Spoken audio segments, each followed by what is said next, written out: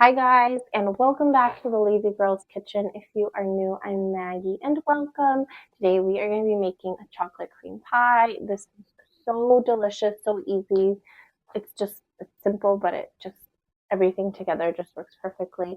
The only thing that you have to really cook is your pie crust. I blind bake that in the oven, and then I let that cool before I go ahead and assemble. But it's really easy. It's delicious.